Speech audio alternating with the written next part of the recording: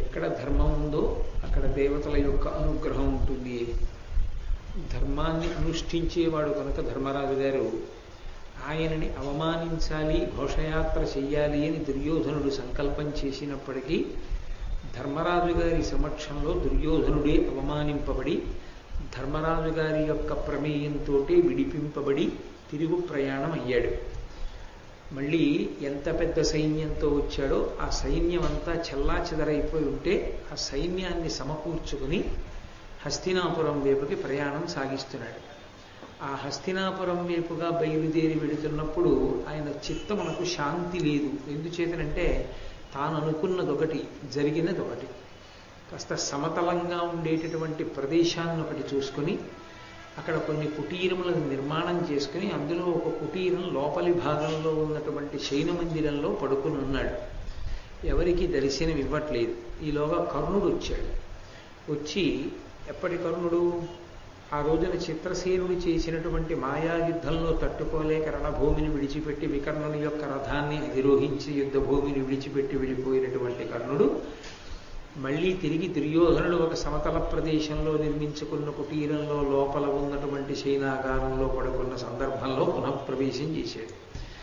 చేసి మహారాజు దగ్గరికి వెళ్ళి రాచ సంబంధమైనటువంటి మర్యాదలు నిర్వర్తించి దుర్యోధనుడితో అంటున్నాడు.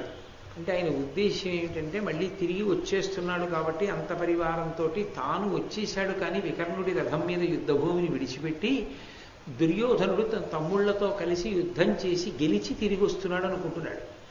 అనుకుని వెళ్ళి అన్నాడు, మనుజవరేణ్య చూడనతిమానుషమమ్మెయి కయ్యమెందు కల్గుని పటు విక్రమాన్వితుల క్రోధ నిబద్ధుల కామరూపలంచనయగవచ్చునే ఖచర సింహుల నీరికి అట్టి వారి నేపున దునిమాడి గెల్చితి విభూతి ఎలర్పగ నీవు తమ్ములు. ఓ దుర్యోధన మహారాజా, ఎంత ఆశ్చర్యకరమైనటువంటి విశేషం!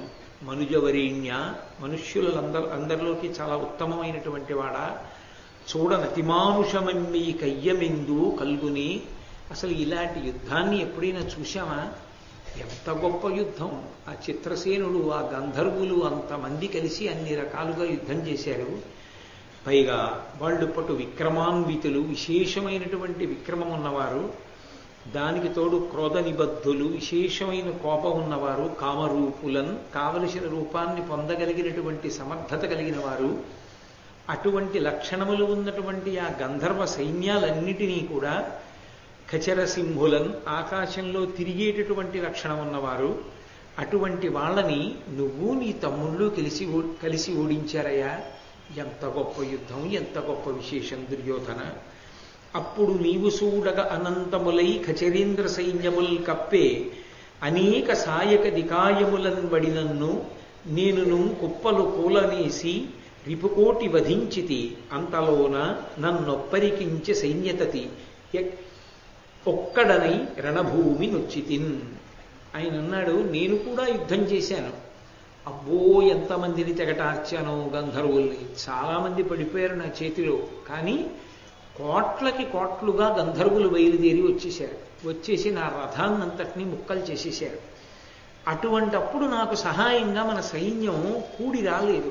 ఒక్కడినైపోయాను. చెయ్యగలిగినంత యుద్ధం చేశాను. ఇక రథం కూడా లేదు. అప్పుడు యుద్ధం చేయడం సాధ్యం కాదు. కాబట్టి యుద్ధభూమిని విడిచిపెట్టేసి వికర్ణుడి రథం ఎక్కి వెళ్ళిపోయాను. కాబట్టి నేను లేను అంటే దుర్యోధనుడు ఆలోచించాడు, ఓహో, ఇతను యుద్ధభూమిని విడిచిపెట్టి వెళ్ళిపోయాడు, ఇతను లేడు యుద్ధభూమిలో. పైగా అనుకుంటున్నాడు, నేను నా తమ్ముళ్ళు గెలిచి తిరిగి వస్తున్నాం అనుకుంటున్నాడు. అనుకుని మాట్లాడుతున్నాడు. ఇతనికి అసలు రహస్యం తెలియదు అనుకుని ఆయన అన్నాడు, కాదయ్యా, నువ్వు అనుకున్నట్లు జరగలేదు.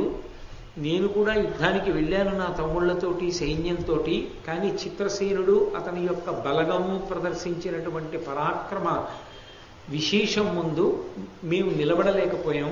మమ్మల్ని ఓడించి బంధీకృతుల్ని చేసి నా భార్యలు కుమారులతో కలిపి ఆకాశ మార్గానికి ఎత్తుకుపోయి నన్ను ఇంద్రుడి దగ్గరికి తీసుకుపోతుంటే ధర్మరాజు గారి యొక్క ఆజ్ఞను అనుసరించి ఆ అర్జున, భీమ, నకుల, సహదేవులు నలుగురు కూడా బయలుదేరి వచ్చి చాలా ఘోరమైనటువంటి యుద్ధం చేశారు గంధర్వులతోటి.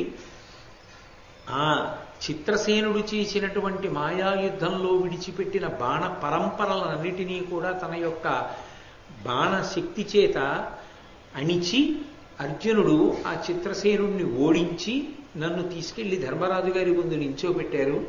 ధర్మరాజు గారు చేసినటువంటి ప్రార్థన వల్ల, మహానుభావుడైనటువంటి ధర్మరాజు అభ్యర్థించడం వల్ల నన్ను విడిచిపెట్టాడయ్యా గంధర్వుడు.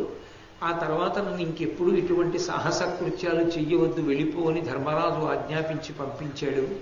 నేను తిరిగి వచ్చాను.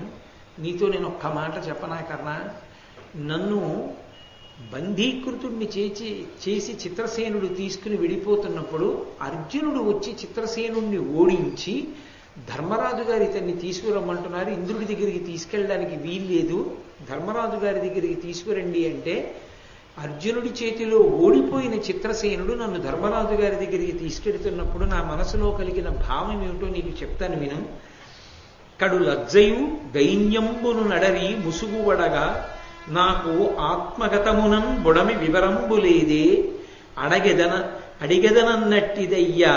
అప్పుడు కర్ణ, నాకు ఆ అర్జునుడు గెలిచి తీసుకెడుతున్నప్పుడు ఏమనిపించిందో తెలుసా? అయ్యయ్యో, ఎంత సిగ్గుతో కూడుకున్న పని అయిపోయిందిరా. ఆఖరికి ఎవరి ముందు నేను అట్టహాసంగా ప్రవర్తించాలనుకున్నానో వాళ్లే నన్ను రక్షించి తీసుకెడుతున్నారు ధర్మరాజు దగ్గరికి అని సిగ్గులో నేను మునిగిపోయానయ్యా. మునిగిపోయి నాకు అప్పుడు ఏమనిపించిందంటే, ఎవరికీ కనపడకుండా దాక్కోవడానికి ఈ భూమిలో ఒక పెద్ద బెజ్జ ఉంటే ఎంత బాగుండేది, నేను అందులో దూరిపోయి ఉండేవాడిని అనిపించింది. అంత సిగ్గుపడిపోయాను. అక్కట ఆ మహారణమునందు వియచ్చర కోటితోడ వేరొక్కున బోరు ఏను మృతినొందగనేరన అట్టులైన ఈ తక్కువ పాటు లేక ప్రమదంబున దేవపదంబునందుదున్ మిక్కిలి అయిన కీర్తియును మెదిరియందు వెలుంగు నిత్యమై. నాకిప్పుడు అనిపిస్తోంది, అసలు ఆ భయంకరమైనటువంటి సంగ్రామ క్షేత్రంలో ఆ గంధర్వులతో యుద్ధం చేసినప్పుడు నేను వాళ్ళ చేతిలో మరణించి ఉంటే నాకు రెండు దక్కి ఉండేవి. ఒకటి, యుద్ధం చేస్తూ చచ్చిపోయాను కాబట్టి వీరస్వర్గాన్ని అలంకరించి ఉండేవాడిని ఈ పాటికి. రెండు, అడ్డొచ్చిన గంధర్వులతో పోరాటం చేసి దుర్యోధనుడు మరణించాడనేటటువంటి కీర్తిని పొంది ఉండేవాడిని. నాకిప్పుడు ఆ కీర్తి లేదు, వీరస్వర్గము లేదు. బతికున్నానో చచ్చిపోయానో నాకే తెలియదు. చచ్చి బతుకుతూ ధర్మరాజు చేత విడిపింపబడి తిరుగుతున్నాను. కాబట్టి ఇది ఏమి జీవితమయ్యా? నాకు చాలా బాధగా ఉంది. ఇలా బ్రతకడం నాకు ఇష్టం లేదు. కాబట్టి నేను ఇప్పుడు ఒక నిర్ణయానికి వచ్చాను. నాకు ఇంకా ఐశ్వర్యం మీద కానీ, రాజ్యం మీద కానీ, ధనం మీద కానీ వ్యామోహం లేదు. అంతటి అభిమానధనుడు తన విషయానికి వచ్చేటప్పటికీ అంత అభిమానం ఉన్నవాడు ఇతరుల అభిమానం కూడా అలాగే ఉంటుంది అని మాత్రం ఆలోచించాడు. అక్కడ వచ్చింది ధర్మలోపం. కాబట్టి నేను ఇప్పుడు ఒక నిర్ణయానికి వచ్చాను, ప్రాయోపవేశం చేస్తాను. దర్భాసనం మీద కూర్చుని నేను ఏమీ ఆహారం తీసుకోకుండా నా శరీరం పడిపోయేంత పర్యంతము నా యొక్క మనస్సుని ఇంద్రియాలని అంతర్ముఖం చేసి ఆత్మయందు ప్రవేశపెట్టి నేను ఆ చిత్తుని అనుభవిస్తూ ఉండిపోతాను. అలా ఉండిపోగా ఎప్పుడో పోషణ లేక ఈ శరీరం పడిపోతుంది. ఈ శరీరం పడిపోయిన తర్వాత నేను బ్రహ్మమునందు కలిసిపోతాను, స్వర్గాన్ని అలంకరిస్తాను. కాబట్టి స్వర్గానికి వెళ్ళిపోవాలి అని నేను నిశ్చయం చేసుకున్నాను. పాండవులు పెట్టినటువంటి భిక్ష అయినటువంటి ఈ శరీరంతో మాత్రం నేను ఉండను అని తన నిర్ణయాన్ని ప్రకటించి దుశ్శాసనుణ్ణి పిలిచి, ఒరే నాయనా, తమ్ముడా, నువ్వు నా మాట వినేటటువంటి వాడివి, నీకు పట్టాభిషేకం చేసేస్తున్నాను. ఇక నుంచి కర్ణుడు, శకుని మొదలైనటువంటి వాళ్ళు నీకు అనుమాయులుగా ఉంటారు. నువ్వు యథేచ్ఛగా రాజ్యం చేసి అందరి యొక్క సుఖాన్ని అపేక్షించు. ఇక నేను రాజుగా ఉండదలుచుకోలేదు, అందుకు నీకు ఇప్పుడే ఈ ముహూర్తంలోనే పట్టాభిషేకం జరుగుతుంది అన్నాడు. ఆ దుశ్శాసనుడు వెంటనే ఉన్నవాడు ఉన్నట్టుగా కుప్పకూలిపోయి దుర్యోధనుడి యొక్క పాదముల మీద పడి నమస్కరించి భోరును ఏడుస్తూ తన కన్నీటితో దుర్యోధనుడి యొక్క కాళ్ళు కడిగినంత పనిచేసి, అన్నయ్య, ఈ భూమండలం ఎంతకాలం ఉంటుందో, సముద్రములు ఎంతకాలం ఉంటాయో అంతకాలము ఈ అఖండ భూమండలాన్ని నువ్వే పరిపాలన చెయ్యాలి తప్ప నీ వంటి సమర్థుడు చెయ్యనటువంటి దాన్ని నేను ఎలా చెయ్యగలను? కాబట్టి నువ్వే పరిపాలన చెయ్యవలసింది, నేను ఈ రాజ్యాన్ని ఏలుకోను అన్నాడు. అంటే కర్ణుడు గబగబా జోక్యం చేసుకుని అన్నాడు, ఏమైనా బాగుందా? ఇది గౌరవంతో కూడుకున్న విశేషమా? ఏమిటి దుర్యోధనుడే ఆడవడం ఏమిటి? దుశ్శాసనుడే ఆడవేయడం ఏమిటి? ఆయన శరీరం విడిచిపెట్టడం ఏమిటి? దుశ్శాసనుడికి రాజ్యం ఇవ్వడం ఏమిటి? ఈ మాటలు ఏమీ బాగులేదు.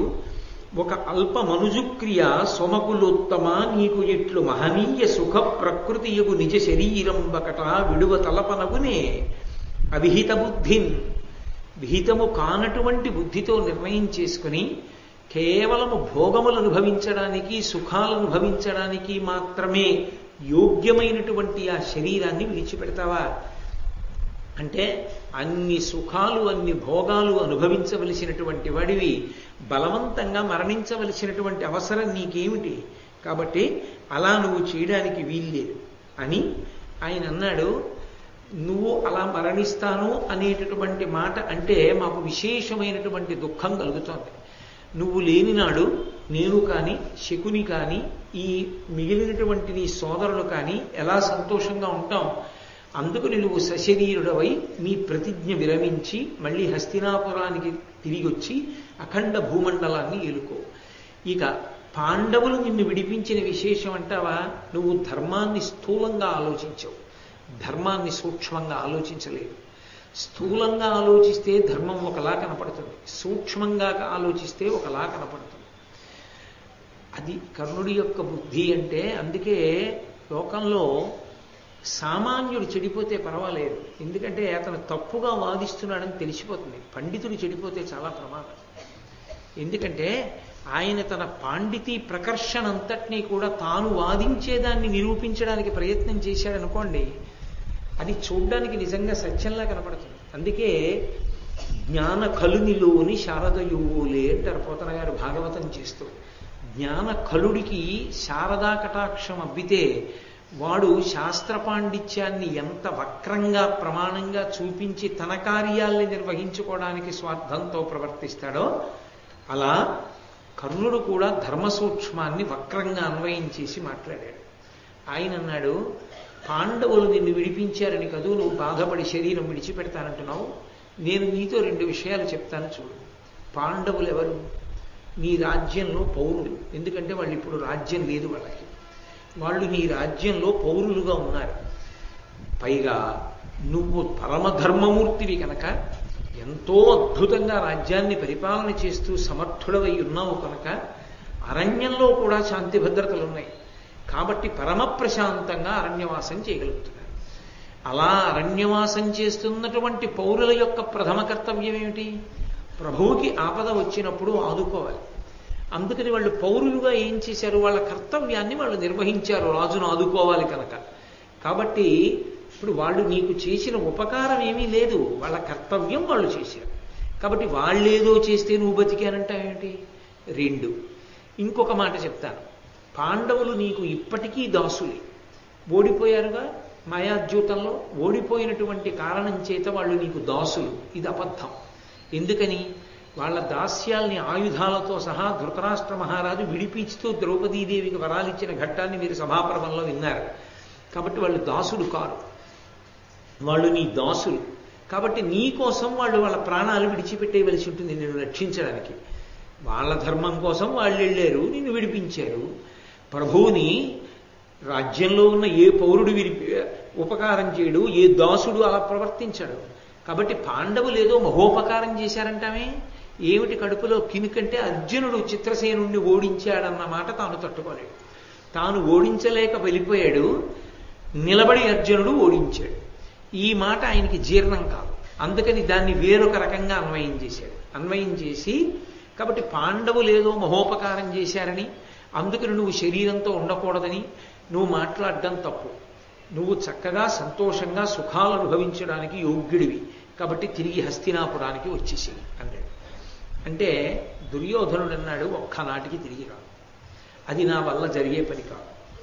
ఇంత బ్రతుకు బ్రతికి ఇంత డాంబికమైనటువంటి జీవితాన్ని గడుపుతూ ఎవరిని అవమానించడానికి వెళ్ళానో వాళ్ళ ముందే అవమానింపబడి వాళ్ళ వలన బ్రతుకు కలిగి తిరిగి వచ్చి బ్రతకనా? ఒక్కనాటికి బ్రతకన, ప్రాయోపవేశం చేసి తీరుతానన్నాడు. అప్పుడు శకుని జోక్యం చేసుకుని అన్నాడు, నాకు ఈ కర్ణుడు చెప్పినటువంటి మాటలు ఏమీ అబద్ధం కనపట్టలేదు, యథార్థమే మాట్లాడాడు. దానికి తోడు నేను ఒకటి చెప్తాను చూడు.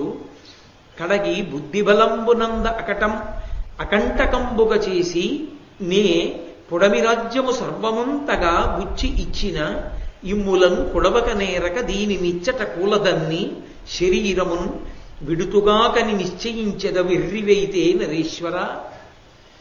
ఏమిటి దుర్యోధన నీ వెర్రి? నేను రాజ్యం చెయ్యను, శరీరం వదిలిపెట్టేస్తాను, రాజ్యం అంతా దుశ్శాసనుడికి ఇస్తాను, పోతే పోనీ పాండవులకి అంటావేమిటి? నీదా ఈ రాజ్యం? నువ్వు గెలుచుకున్నావా? నువ్వేమైనా యుద్ధం చేసావా? పాండవుల్ని ఓడించి నువ్వు సంపాదించలేదు రాజ్యాన్ని. అఖండ భూమండలం పాండవులు. వాళ్ళని బుద్ధిబలంతో ఓడించాను, భుజబలంతో నువ్వు ఓడించలేదు. నువ్వు యుద్ధంలో పాండవుల్ని ఓడించి భూమిని అంతటినీ ఆక్రమించి ఉంటే నీ ఇష్టం. వాళ్ళ చేతుల్లో నేను రక్షింపబడ్డాను కాబట్టి నీ శరీరం వదిలేస్తాను, ఈ భూమండలాన్ని వదిలేస్తాననొచ్చు. ఈ భూమండలం నువ్వు గెలిస్తే వచ్చింది కాదు, నా బుద్ధిబలంతో గెలిచి నీకు ఇచ్చాను.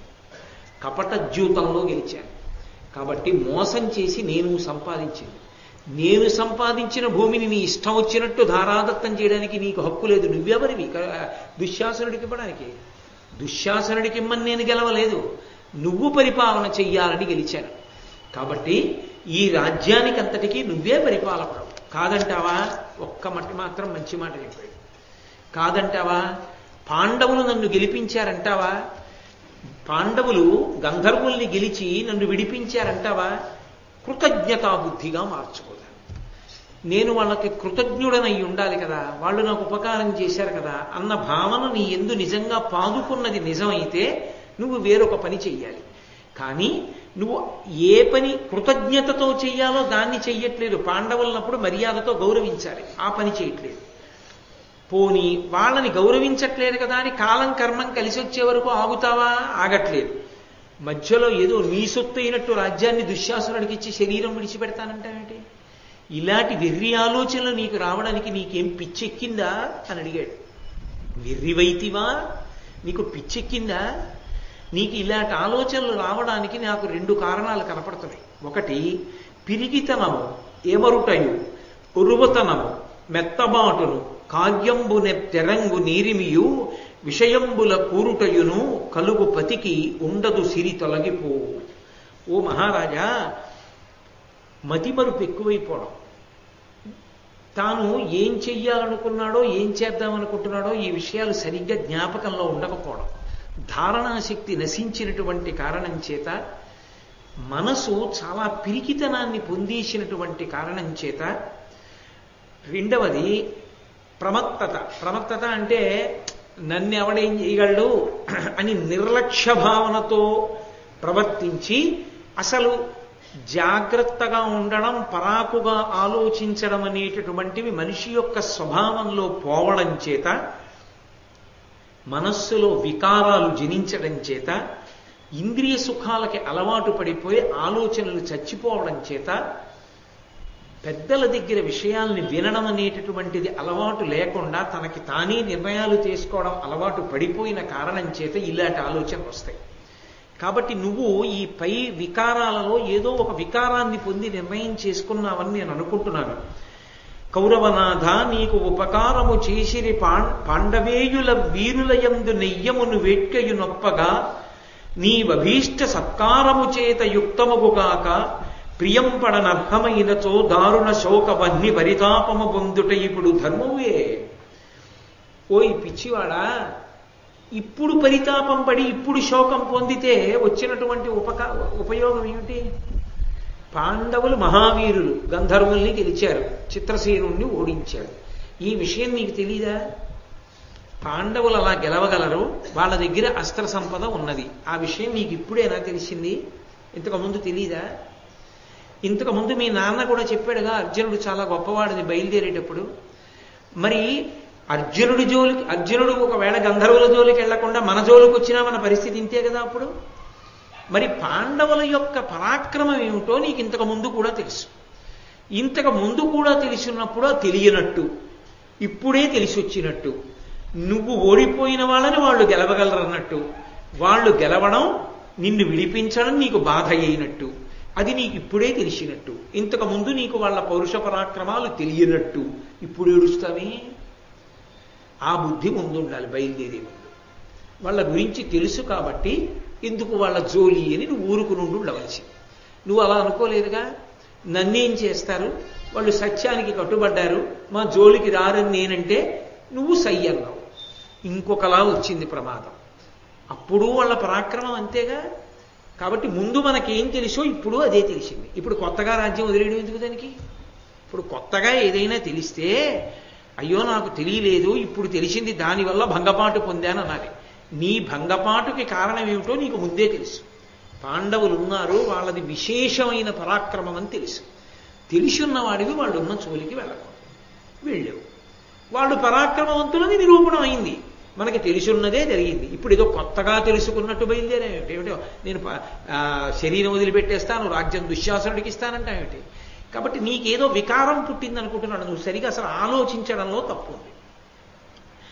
కృతముదలంచి చిత్తమున కిల్బిషమంతయునుజ్జగించి సన్మతుల పృధాతనూజుల అమానుష తేజుల పిల్వపంచి తత్పితృధనమైన రాజ్యమునభీష్టముగా తగ నిమ్ము నీకు ఈ క్షితివలయంబునన్ పరమకీర్తియు పుణ్యము కల్గు భూవరా.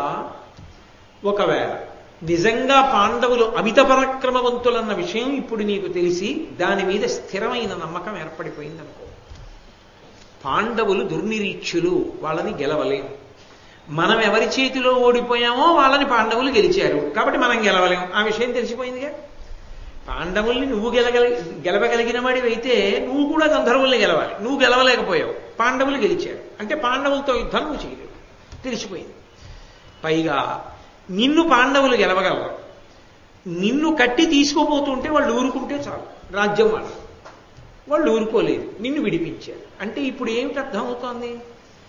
వాళ్ళకి చాలా పరాక్రమం ఉందని తెలిసి శత్రుత్వం పెట్టుకున్నవాడు నువ్వు, తమకింత పరాక్రమం ఉందని తెలిసి మిత్రత్వం పెట్టుకున్న వాళ్ళు వాళ్ళ మంచివాళ్ళు, నువ్వా మంచివాడివి. నీ ఆలోచనకి ఏమైనా అర్థం ఉందా? వాళ్ళు అంత పరాక్రమంతో ఉండి నీకు ఉపకారం చేశారంటే మిత్రత్వం కోరుకుంటున్నారా, బంధుత్వాన్ని కోరుకుంటున్నారా? కోరుకుంటున్నారు. కాబట్టి దాన్ని నిలబెడితే ఇక యుద్ధం లేదు. కాబట్టి ఒక పని చేయి, నువ్వు కొత్తగా ఏమి ఇవ్వకు, వాళ్ళని పిలిచి వాళ్ళకి పాండురాజు వైపు నుంచి పితృధనంగా వాళ్ళకి అందవలసిన రాజ్యభాగం ఏదుందో ఆ భాగం ఇచ్చేయి. వాళ్ళు నీకు ఉపకారం చేశారు, నువ్వు వాళ్ళకు ఉపకారం చేయి. పరమ ప్రేమతో ఉంటారు. వాళ్ళు నీ జోలికి రారు, నువ్వు వాళ్ళ జోలికి వెళ్ళావు, ఇంక ఇబ్బంది ఎందుకు? శకుని ఇప్పుడు ఈ మాటలు ఎందుకు చెప్తున్నాడో తెలుసా అండి? దీని వెనక ఒక పెద్ద మర్మం ఉంది. ఎందుకు ఈ మాట చెప్తున్నాడంటే, పూర్వం అయితే ఇలా చెప్పడం. పూర్వం ఏం చెప్పేవాడంటే, ఏం పర్వాలేదు మళ్ళీ జూదానికి పిలంటాడు. ఇప్పుడు అలా అనలేడు. ఎందుకు అనలేడు? ఆరణ్యకాండలోనే నలదమయంతుల వృత్తాంతం చెప్పినప్పుడు అశ్వహృదయాన్ని మహర్షి ఉపదేశం చేసేశారు ధర్మరాజుకి. ఇక ధర్మరాజును ఓడించలేడు మాయాజూతంలో. ఎందుకంటే ఆయనకి ఆ విద్య సాత్వికంగా వశమైపోయింది. ఇప్పుడు ఆయన్ని ఓడించడం కుదరదు మాయాజూతంలో. కాబట్టి ఇప్పుడు తను ఇంకేం చేయలేడు. ఏమీ చేయలేనప్పుడు గెలవాల్సింది ఎలా? యుద్ధంలో గెలవలేదన్నది సత్యం. కాబట్టి ఇప్పుడు దుర్యోధనుడిని రక్షించుకోవాలంటే మార్గం ఏమిటంటే, నువ్వు వెళ్ళలేవురా అన్న విషయం చెప్పేయడమే. కానీ ఒక్కటి మాత్రం మీరు గమనించాలి, కపటజూదం ఆడినప్పుడు ఎంతటి మాయావో శత్రుబలాన్ని లెక్క పెట్టినప్పుడు కూడా అంత బాగానూ లెక్క పెడతాడు శకుని. రెండిటిలోనూ ఆయన బుద్ధికి పదునుంది. కాబట్టే నీకు అసలు యుద్ధం అన్న మాటే లేదు. ఇంకా జూదంలో ఇంకా నేను సహాయం చేయలేను. యుద్ధానికి వస్తే నువ్వు నిలబడలేవు. వాళ్ళు ప్రేమ చూపించారు, నువ్వు ప్రేమ నిలబెట్టుకుని పిలిచి అయింది ఏదో అయిపోయిందయా, మీ నాన్నగారు ఇచ్చిన రాజ్యంలో భాగం మీరు ఇచ్చుకోండి, మిగిలింది మేము ఏలుకుంటాం అని ప్రేమగా ఏలుకుంటే ఏ గొడవలు లేవు. ఒక అందుకు వచ్చింది ఒక అందుకు సరిపోతుంది. బతికున్నన్నాళ్ళు సంతోషంగా ఉంటాం. అలా చెయ్యి. దానివల్ల నీకు భూమండలంలో 2 వస్తాయి. ఏ అపకీర్తి పొందానని ఏడుస్తున్నావో దాని స్థానంలో విశేషమైన కీర్తి వస్తుంది. దుర్యోధనుడు పిలిచి రాజ్యం ఇచ్చేశాడు, వాళ్ళ రాజ్యం వాళ్ళు ఏలుకుంటున్నారు, ఈయన రాజ్యం ఈయన ఏలుకుంటున్నాడు, చక్కగా ప్రేమతో ఉంటున్నారు అన్నదమ్ములు, జ్ఞాతి వైరం లేదని లోకమంతా పొగుడుతుంది నేను. కాబట్టి అపారమైనటువంటి కీర్తి కలుగుతుంది. 2 పాపపు బుద్ధితో కపట జూదంలో గెలిచాం. నాకు తెలుసా విషయం, ఎవడో ఆడితే వేరు, నేనేగా ఆడింది. కపట జూదంలో గెలిచి 12 ఏళ్ల నుంచి కష్టపెడుతున్నాం. ఈ పాపం మన్ని కట్టి కుడపదు, అందుకే ఇలా కట్టి కుడిపింది. ఇప్పటికైనా ఇంక వదిలేస్తాం. వదిలేస్తే పుణ్యం కలుగుతుంది. వాళ్ళ ధర్మంలో ఉన్న వాళ్ళని తీసుకొచ్చి వాళ్ళ రాజ్యం వాళ్ళకి ఇచ్చేస్తే మనకు పుణ్యం పురుషార్థం. కాబట్టి రెండూ దక్కుతాయి మహారాజా. కాబట్టి వాళ్ళని పిలిచి రాజ్యం ఇచ్చేయి, వాళ్ళతో స్నేహం చేసుకో, సంతోషంగా ఉంటాం అంటే విన్నాడు. విని అది చేస్తాడు ఆ దుర్యోధనుడు. ఒక్కనాటికి ఇవ్వలేడు. పాండవుల్ని పిలిచి పాండవులకి రాజ్యం ఇచ్చి తాను సగరాజ్యాన్ని బుచ్చుకొని రాజ్య పరిపాలన చేస్తూ పాండవులతో క్షేమంగా ఉంటాడా? ఉండలేడు, ఉండకూడదు కూడా. ఎందుకు ఉండకూడదో తెలుసా? ఈ అభిమానమే పరమేశ్వరుడికి పెద్ద ఆస్తి. ఈ అభిమానధనం లేదనుకోండి, అవసరానికి ఎంత నీచానికైనా దిగజారిపోయే లక్షణం కూడా దుర్యోధనుడికి ఉందనుకోండి, ధృతరాష్ట్రుడిలాగా ఉంటే వెంటనే పాండవుల్ని పిలిచి అర్ధరాజ్యం ఇచ్చేసి ఆ తర్వాత ఏదో గొడవ పడదాం అనుకున్నాడు అనుకోండి. లేదా పోన్లేరా వాళ్ళంతా మంచి వాళ్ళని వాళ్ళతో స్నేహం చేసుకున్నాడు అనుకోండి. ఇక దుష్ట సంహారం ఎలా జరుగుతుంది? జరగదు భూమి మీద. వీడికి అభిమానం ఉండడమే, రాజ్యం ఇవ్వకపోవడమే చెడ్డవాళ్ళందరూ కట్టకట్టి ఓ పక్కకి తేలిపోయారు. నలకలన్నీ నీళ్లలో పైకి తేలినట్టు చెడ్డవాళ్ళందరూ తేలి కురుక్షేత్రంలో ఓ పక్కకి వెళ్ళారు, మంచి వాళ్ళందరూ ఓ పక్కకి వెళ్ళారు. ఏ పక్కన కృష్ణుడు నిలబడాలో కృష్ణుడికి తెలిసిపోయింది, అందంగా తెలిసిపోయింది. అటువైపు కొంతమంది మంచివాళ్ళు, ఇటువైపు కొంతమంది మంచివాళ్ళు. ఈ గొడవ లేదు, రెండు కింద వాళ్లే చీలిపోయారు. కాబట్టి ఆయన అన్నాడు, మీ ఎవ్వరి మాట వినను, మీరందరూ బయటికి వెళ్ళిపోండని తలుపులు బిడాయించుకుని లోపల కూర్చుని స్నానం చేసి సాయంకాల సమయంలో చేయవలసినటువంటి సంధ్యావందనాది కృత్యములన్నింటినీ పూర్తి చేసి ఇంద్రియములన్నింటినీ కూడా నిగ్రహించి వెనక్కి తీశాడు యోగ విద్య చేత. ఆ ఇంద్రియ శక్తులన్నింటినీ కూడా వెనక్కి తీసేసి మనసులో ప్రవేశపెట్టి ఆ మనసుని తీసుకెళ్లి ఆత్మయందు లయం చేసి ప్రాణములను ఊర్ధ్వముఖంగా చలనం చేసి మనసుని స్థిరంగా నిలబెట్టి జ్యోతిస్వరూపమైనటువంటి పరబ్రహ్మమునందు ఆనందం అనుభవిస్తున్నాడు. ఇక శరీరాన్ని విడిచిపెట్టేద్దాం, స్వర్గలోకానికి వెళ్ళిపోదాం. అలా వెళ్ళిపోతున్నటువంటి సమయంలో ఒక ఆశ్చర్యకరమైనటువంటి సంఘటన జరిగింది. పాతాళ లోకంలో అకస్మాత్తుగా రాక్షసులందరూ సమావేశమై మనం దుష్టులం, మనందరికీ నాయకుడైన పరమదుష్టుడు దుర్యోధనుడు, వాడు శరీరాన్ని విడిచిపెట్టేస్తున్నాడు. విడిచిపెట్టేస్తే రేపొద్దున ధర్మాత్మలతో యుద్ధానికి కారణాలు ఎక్కడి నుంచి దొరుకుతాయి మనకి? కాబట్టి వాళ్ళేం చేశారంటే ఆ రాక్షసులందరూ ఆ సమయమున మున్నమరేంద్ర విజితులై అహిలోకమనున్న అసురవరులు ధృతరాష్ట్రనందను తెగువ ఎరింగి ఆత్మీయ పక్షక్షయ స్థితికి వగచి ఆతని పిలిపింప అప్పుడు శుక్రాదులైన భూసుర సమూహముల చేత వేల్మి పెట్టించిన వేగంబ ఒక కృత్య విలువడి భీషణ వికృతమూర్తి ఏమి పనులు కలిగి నిరింగింపుడనిన వారచటికిప్పుడు కౌరవేంద్రు అనఘు ఉజ్వలాంగు ఆ సుయోధను తెమ్ము ప్రాయోపవేశ వృత్తి నున్నవాని. ఆ రాక్షసులందరూ కూడా పాతాళ లోకంలో సమావేశమై తొందరగా మనం దుర్యోధనుడిని రక్షించకపోతే ప్రాణములను విడిచిపెట్టేస్తాడు యోగ విద్యలో. విడిచిపెట్టి స్వర్గానికి వెళ్ళిపోతే రాక్షసులకు తగిన నాయకత్వం ఉండదు. అందుకని మనందరం దుర్యోధనుణ్ణి రక్షించాలి అని నిర్ణయం చేసుకుని శుక్రాచార్యుల వారిని ఇతర బ్రాహ్మణోత్తముల్ని పిలిచారు. పిలిచి చాలా త్వరగా అగ్నిహోత్రాన్ని రగల్చి అందులో హవిస్సిచ్చి ఒక కృత్యని సృష్టించమన్నారు. బలిష్టమైన కృత్య అంటే మాట వినేటటువంటి ఒక వశవర్తి అయినటువంటి ఒక శక్తి స్వరూపం. అది పాతక కృత్యాలకు ఉపయోగింపబడితే కృత్య అంటారు. కాబట్టి ఆ కృత్యని సృష్టించాడు శుక్రాచార్యుల వారు బ్రాహ్మణులతో కలిసి. ఆ కృత్య అగ్నికుండంలోంచి పైకి వచ్చింది. ఏమి ఆజ్ఞ, ఏం చేయమంటారని అడిగింది. వెంటనే వాళ్ళన్నారు, భూలోకంలో హస్తినాపురానికి అరణ్యానికి ద్వైతవనానికి మధ్యలో ఉన్నటువంటి ఒక సమతల ప్రదేశంలో ఉన్న శిబిరంలో దుర్యోధనుడు ప్రాయోపవేశం చేసి ఉన్నాడు. ప్రాణములను విడిచిపెట్టేసేటట్టుగా ఉన్నాడు. అతనికి కూడా బాహ్యస్మృతికి తెలియకుండా ఉన్నవాణ్ణి ఉన్నట్టుగా ఎత్తి పాతాళ లోకానికి తెచ్చేయాలి. ఇది కనురెప్ప వేసి తీసే లోపల అయిపోవాలి. అంత తొందరగా తీసుకురమ్మన్నారు. ఆ కృత్య యొక్క శక్తి అటువంటిది. వెంటనే ఆ కృత్య భూమండలానికి వచ్చి ప్రాయోపవేశం చేసి సమాధివిష్టుడై కూర్చున్నటువంటి దుర్యోధనుణ్ణి కదిపి ఎత్తుకుని పాతాళ లోకానికి తీసుకెళ్ళిపోయాడు. తీసుకెళ్లి ఆ రాక్షసుల మధ్య కూర్చోబెట్టింది. కూర్చోపెడితే ఆ దుర్యోధనుడికి ఆ రాక్షసులు చేసినటువంటి ఆ మంత్ర ప్రయోగము వలన తెలియొచ్చింది. బహిర్ముఖుడయ్యాడు. బహిర్ముఖుడై చూశాడు ఆ రాక్షసులందరినీ. ఏమిటి వీళ్ళందరూ ఎవరనుకున్నాడు. వాళ్ళన్నారు, మాకు రాక్షసులకి సరి అయిన నాయకత్వం లేదు, అందుకని దేవతలు మమ్మల్ని ఓడిస్తున్నారు. మేమందరం కలిసి ఒకానొకప్పుడు పార్వతీ సహితుడైనటువంటి పరమేశ్వరుడి గురించి తపస్సు చేశాం. పరమేశ్వరుడు ప్రత్యక్షమయ్యాడు పార్వతీ సహితుడు. ఏం కావాలరా మీకు అని అడిగాడు. మాకు చాలా గొప్ప శరీరం ఉన్నటువంటి వాడు, అతి బలవంతుడైనటువంటి నాయకుడు కావాలి అని అడిగాం. అప్పుడు పరమేశ్వరుడు మాకు నిన్ను కానుకగా ఇచ్చాడు నాయకుడిగా. నువ్వు మామూలు మనిషిని అనుకుంటున్నావు, కాదు, నీ యొక్క శరీర రహస్యాలు మాకు తెలుసు. నీదగు పూర్వదేహము వినిర్మల వజ్రశిలా విశేష సంపాదితం, అస్త్రశస్త్ర పరిపాటన భేజ్యము కాదు, నిత్య నిఃకేదం పుష్పకోమలం, ఖేచర భూచర కామినీ మనోహ్లాదనం, ఇట్లుగా అభవుడర్ధిను నర్చె ఉమాసమేతుడై.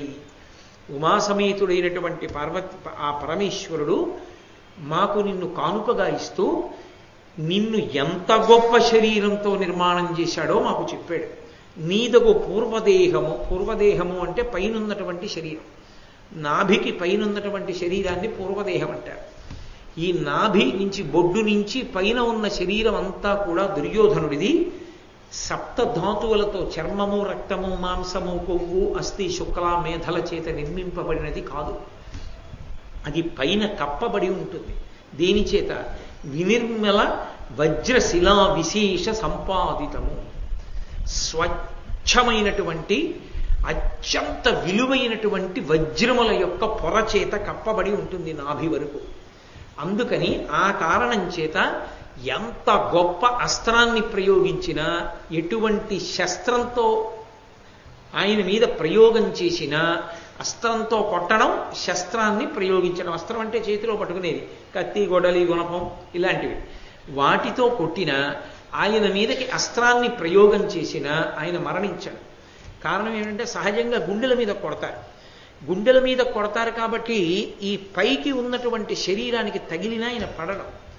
అందుకే ఏ పరమేశ్వరుడు ఈ వరం ఇచ్చాడో ఆ వరం ఇచ్చిన పరమేశ్వరుడే ఇతను చేస్తున్నటువంటి ధూర్త పనులు చూసి, ఇతను ధర్మం తప్పిపోవడాన్ని చూసి, ధర్మానికి విఘాతాన్ని కల్పించడం చూసి చేయరాని పని చేయించి భీముడి చేత ప్రతిజ్ఞ చేయించాడు.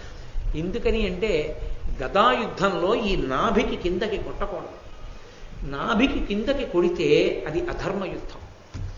భీముడు నిజంగా కురుక్షేత్ర సంగ్రామంలో దుర్యోధనుడి యొక్క తొడలు తన గదాదండంతో విరిచేస్తే అది అధర్మయుద్ధం. కానీ తొడలే విరగొడతానని ప్రతిజ్ఞ భీముడు చేయడానికి ఒక బలమైన కారణం ఉంది.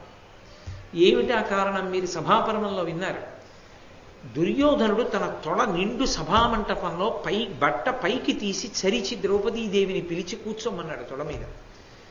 ఇంతమంది చూస్తూ ఉండగా ద్రౌపదీదేవిని పిలిచి తొడ మీద కూర్చోమ్మని తొడ మీద కొట్టి సంజ్ఞ చేశావు.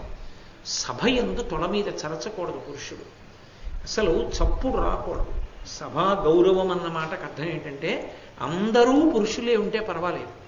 కులకాంత ఇల్లాలైనటువంటి స్త్రీ ఒక్కతైనా సరే సభలో ఉంటే, లేదా వాళ్ళు ఉండగా మాట్లాడుతుంటే పురుషుడి తొడ మీద చెయ్యి వేసిన శబ్దం వినపడకూడదు. అలా ఎవరైనా తొడ మీద చెయ్యి వేసి శబ్దం చేస్తే వాడు హీనాతిహీనుడు అని గుర్తు, వాడు సంస్కారరహితుడు, వాడికి ఏమీ తెలియదు అని గుర్తు. అంత పెద్ద సభలో భీష్మద్రోణాది మహాపురుషులున్న సభలో తనకి తల్లితో సమానమైనటువంటి ద్రౌపదీదేవిని తొడచరిచి బంధకి, ఈమె పతివ్రత ఏమిటి, 5గురికి ఇల్లాలు కాబట్టి ఎంతమందికైనా ఇల్లాలి అని ఆమెని చాలా తక్కువ స్థాయిలో ఊహ చేసి తొడ మీద చప్పుడు చేసి కొట్టి వచ్చి కూర్చోమన్నాడు. ఇది పరమదోషం గనక ఏ తొడ చప్పుడు చేశాడో ఆ తొడలు విరిచేస్తానని ప్రతిజ్ఞ చేశాడు. ఇప్పుడు సుక్షత్రియుడైన భీముడు ఆయన తొడలు విరగ్గొడితే ఆయనకి దోషం రాలేదు. అందుకే పరమేశ్వరుడు ఎందుకైనా మంచిదని పూర్వదేహాన్ని వజ్ర నిర్మితం చేశాడు. నాభి పైభాగం అంతా వజ్ర సదృశం, కాబట్టి దాని మీద ఏది పెట్టి కొట్టినా ఆయన చావడు. కానీ తొడ కింద కొడితే మాత్రం పడిపోతాడు. తొడల మీద కొట్టడానికి భీముడు ప్రతిజ్ఞ చేశాడు. ప్రతిజ్ఞ చేశాడు కాబట్టి దుర్యోధనుడు మరణించాడు. ఆ ప్రతిజ్ఞ చేసేటట్టుగా కర్మ తెచ్చుకున్నవాడు దుర్యోధనుడే. ఆయన అధర్మమే ఆయన్ని కట్టి కుడిపింది. అందుకని నీకు తెలియదురా నాయన, నీ శరీరం నీదకు పూర్వదేహము వినిర్మల వజ్రశిలా విశేష సంపాదితము, అస్త్రశస్త్ర పరిపాటన భేజ్యము కాదు. అది అస్త్రముల చేత శస్త్రముల చేత భేదింపబడదు. నిత్య నిఖేదము, అది ఆనంద తన్మయత్వంలో ఉంటుంది ఆ శరీరం. అది రోగాలు రొచ్చులు వాటితో బాధపడే శరీరం కాదు. పరమ ఆనంద తన్మయత్వానికి యోగ్యమైనది. పుష్ప కోమలము. అలాగని అది ముట్టుకున్నప్పుడు కఠినంగా కనపడదు. పువ్వు ఎంత కోమలంగా ఉంటుందో అంత కోమలంగా ఉంటుంది శరీరం. కానీ అస్త్రశస్త్రములు పెట్టి కొట్టినప్పుడు మాత్రం వజ్ర సదృశ్యం అయిపోయి ఆ శరీరం భేదింపబడదు. ఇంత రెండు పరస్పర విరుద్ధమైన విషయాల్ని పరమేశ్వరుడు నీ యందు ఉంచాడు. దీని వలన ఏమైందో తెలుసా? సాధారణంగా పురుషులకు ఉండేటటువంటి అందున మల్లయుద్ధ యోధులకు ఉండే కఠినమైన శరీరం నీకు లేదు. కుసుమకోమలమైన శరీరం కాబట్టి నీ శరీరాన్ని చూసినప్పుడు కేచర భూచర కామిని మనోహ్లాదన దేవకాంతలు గంధర్వకాంతలు భూమి మీద ఉండే కాంతలు నీ వంక చూసినప్పుడు మోహిస్తారు. అంత అద్భుతమైన శరీరం నీ శరీరం. పైగా అటువంటి శరీరం ఉండేటట్టుగా స్వయంగా అభవుడు అర్ధినున్నచ్చు ఉమాసమేతుడై పార్వతీ సహితుడైన పరమేశ్వరుడు వరమిచ్చాడు. కాబట్టి నీవు ధరిత్రి పుట్టుటయు నీకు సహాయము చెయ్యబోరి నానావిధ దైత్యదానవగణంబులు రాజకులంబులందు సద్భావనముద్భవించే పటు బాహులు దివ్య మహస్త్ర కోవిదుల్ ద్రావిత వైరులుర్వి భగదత్త పురస్సురులైన వీరులై. నువ్వు రాక్షసులకి నాయకత్వం వహించడానికే పుట్టావు కనుక అనేకులైనటువంటి రాక్షసులు ఇతపూర్వం మరణించిన వారు కూడా భయంకరమైన రాక్షసులందరూ ఈ భూమి మీద రాజులై పుట్టారు. ఆ రాక్షసాంశలే రాజులుగా ఉన్నారు. అందుకే భూమికి బరువైంది. వాళ్ళందరూ నీ నాయకత్వాన్ని కోరుకుంటున్నారు. పాండవులతో యుద్ధం జరుగుతుంది 13 సంవత్సరముల తర్వాత. అరణ్యవాసం అయిపోవడానికి సిద్ధమవుతోంది. ఇంకొక సంవత్సరం అజ్ఞాతవాసం ఉంది. ఈ 13 ఏళ్ల తర్వాత పాండవుల్ని యుద్ధభూమిలో కలుసుకుంటావు. అప్పుడు సమస్తమైనటువంటి రాక్షసులు ఏ రాజులుగా పుట్టారో వాళ్ళందరూ వాళ్ళంతట వాళ్లే నీ వెనక నించుంటారు. ఇంత బలగంతో నువ్వు యుద్ధం చేస్తావు. ఇంత బలగంతో యుద్ధం చేసేటప్పుడు భగదత్తుని వంటి మహావీరులైనటువంటి వారందరూ కూడా అందుకే జన్మించారు. మీతో నేను భగదత్తుని యొక్క చరిత్ర చెప్పాను. అసలు భగదత్తుణ్ణి ఎవ్వరూ పడగొట్టలేరు. ఎందుచేత అంటే ఆయన దగ్గర ఒకనాడు నరకాసురుడిగా సంహరింపబడినప్పుడు శ్రీ మహావిష్ణువు నిత్యరక్ష కొరకు ఇవ్వబడినటువంటి ఆ అద్భుతమైనటువంటి తేజస్సుంది. దానికి తోడు ఆయన దగ్గర ఒక ఏనుగుంది. ఈ రెండూ ఉండగా భగదత్తుడు మరణించడం. కానీ తొందరపడిపోయి ఒకానొకప్పుడు ఘటోత్కచుడి మీద వేసేశాడు. వేసేసినటువంటి కారణం చేత రక్ష ఎప్పుడైతే విడిచిపెట్టేసిందో అర్జునుడితో యుద్ధం చేస్తూనే వేశాడు. వేస్తే నిజానికి అది అర్జునుడిని పడగొట్టేయాలి యుద్ధంలో. దానికి అర్జునుడు కూడా మరణిస్తాడు. అర్జునుడి మీదకు వస్తోంది. అది వస్తున్నప్పుడు ఎక్కడ భగదత్తుడు వేసినటువంటి ఆ అస్త్రం తనకి రక్షణగా ఇచ్చిన దాన్ని బైకి తీసి అభిమంత్రించి వేసేశాడు. అర్జునుడు మరణిస్తాడేమోనని కృష్ణ భగవానుడు గబగబా ఆ పగ్గాలు వదిలేసి ఆ గుర్రాల సారథ్యం వదిలేసి ఒక్కసారి రథంలోకి దూకి ఆ గాంధీవం పట్టుకున్నటువంటి అర్జునుడి చేతులు కదలకుండా గట్టిగా కౌగలించుకున్నాడు. అర్జునుడికి కృష్ణుడు అడ్డొచ్చేశాడు. ఆ వైష్ణవ సంబంధమైనటువంటి ఆ మంత్రశక్తి వచ్చి కృష్ణ భగవానుడిలోకి వచ్చింది. అది ఆయనని చెనకడానికి వీల్లేదు. ఎందుకంటే ఆయన విష్ణువు కాబట్టి ఆయన వైజయంతిమాలగా మారిపోయి అందులోకి ప్రవేశించేశాడు. దానివల్ల అర్జునుడు రక్షింపబడ్డాడు.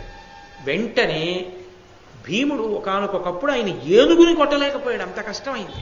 దాని 4 కాళ్ల మధ్యలో దూరి దాక్కోవలసి వచ్చింది. అంతటి ఏనుగు. ఆ ఏనుగుని భగదత్తుడిని కూడా పడగొట్టారు. అప్పుడు అంతటి మహావీరులైనటువంటి రాక్షసులు. నిజంగా మహాభారతంలో కొందరు చదువుతుంటే ఒళ్ళు గగురు పొడుస్తుంది. అంతటి రాక్షసులందరూ భూమి మీద పుట్టి ఉన్నారు. వీళ్ళందరూ కురుక్షేత్ర సంగ్రామంలో నీ వెనక నించుంటారు. పిచ్చాడా, ఇప్పుడేదో ఒక్క యుద్ధం జరిగిందని ప్రాణం విడిచిపెట్టేస్తానంటావేమిటి? పైగా నీకు ఇంకొక పెద్ద శుభవార్త చెప్తాం, జాగ్రత్తగా విను. ఈ లోకంలో దేవతాంశలలో పుట్టినటువంటి వాళ్ళు కూడా ఉన్నారు. వాళ్ళు సాక్షాత్తుగా భీష్మాచార్యుల వారు, ద్రోణాచార్యుల వారు, కృపాచార్యుల వారు వీళ్ళందరూ కూడా దేవతాంశల్లో పుట్టారు. కాబట్టి వీళ్ళకి రాక్షసాంశలలో పుట్టిన వాళ్ళకి యుద్ధం జరుగుతుంది. జరిగితే మరి భీష్ముడి లాంటి వాడికి స్వచ్ఛంద మరణం వరం ఉంది. కాబట్టి మరి భీష్ముడి చేతిలో చచ్చిపోరా అని నువ్వు అనుమానపడతావేమో. ఒక విచిత్రం జరగబోతోంది. దేవతాంశలలో ఉన్నవాళ్ళు కూడా రాక్షసాంశలలో ఉన్న వాళ్లతో కలిసి చాలా కాలం ఉంటారు. ఉన్న కారణం చేత వాళ్ళ బుద్ధి మీద ఈ సహవాస దోషం పడిపోతుంది. పడిపోయిన కారణం చేత వాళ్ళ బుద్ధి ప్రభావితమవుతుంది. ప్రభావితమై తప్పు నిర్ణయాలు తీసుకుని నీ వెనక్కే చేరుతారు. చేరి ఒక అయోమయావస్థ ఏర్పడి వాళ్ళని వాళ్లే పొడుచుకు చంపుకుంటారు. వాళ్ళల్లో వాళ్ళు యుద్ధాలు చేసుకుంటారు. కాబట్టి దేవతాంశాలు నిన్నేం ఇబ్బంది పెట్టవు. ఇంకా అంతకన్నా పెద్ద శుభవార్త నీకొకటి చెప్తాను. కురుక్షేత్ర సంగ్రామం జరిగేటటువంటి సమయంలో శ్రీకృష్ణ భగవానుడి చేతిలో మరణించినటువంటి నరకాసురుని యొక్క అంశ కర్ణుణ్ణి ఆవహిస్తుంది. ఆవహించినప్పుడు ఆ పగతో నరకాసురుడు శ్రీకృష్ణుణ్ణి అర్జునుణ్ణి ఇద్దరినీ సంహరిస్తాడు. ఇద్దరినీ సంహరించిన కారణం చేత కృష్ణార్జునులు పడిపోతారు.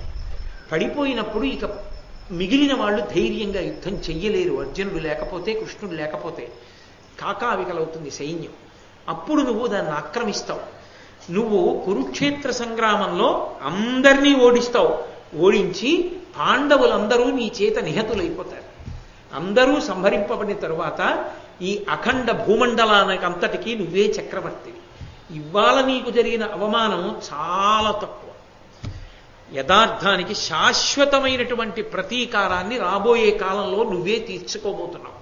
కాబట్టి పిచ్చివాడ చచ్చిపోతానంటావేమిట్రా, ఆలోచన విరమించేసేయి అని వాళ్ళు చెప్పి మళ్ళీ కృత్యని పిలిచి తీసుకెళ్లి భూమండలం మీద ఆయన కుటీరంలో దిగబెట్టి రమ్మన్నారు. తీసుకెళ్లి పెట్టేసి. ఇవన్నీ విచిత్రం ఏమిటంటే కొద్ది నిమిషములలో జరిగిపోయి దుర్యోధనుడు తన కుటీరంలోనే ఉండి కళ్ళు విప్పాడు. ఇప్పుడు తెల్లబోయాడు. ఏమిట్రా ఇది, నిజంగానే వెళ్ళానా పాతాళలోకానికి, నాకు చెప్పారా అని ఆలోచించాడు.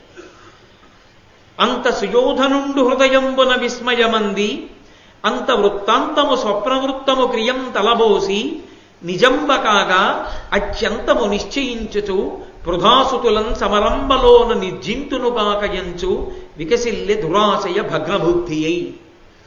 ఏర్పడిన బుద్ధి భగ్నమైపోయి కాసేపు ఆలోచించి ఇది కల కాదు, నిజమే, తీసుకెళ్లారు నన్ను పాతాళలోకానికి. రాక్షసులు నాతో మాట్లాడారు, చూశాను. శుక్రాచార్యుల వారు, బ్రాహ్మణులు వాళ్ళు ఉన్నారు. కృత్య వచ్చి తీసుకెళ్ళింది నన్ను. కాబట్టి రాబో కాలంలో పాండవులందరినీ నేను చంపుతాను. నాదే శాశ్వత విజయం. కాబట్టి అంత విజయం ముందుంటే నేను వదిలిపెట్టేది ఏమిటి ప్రాణాలు అనుకున్నాడు.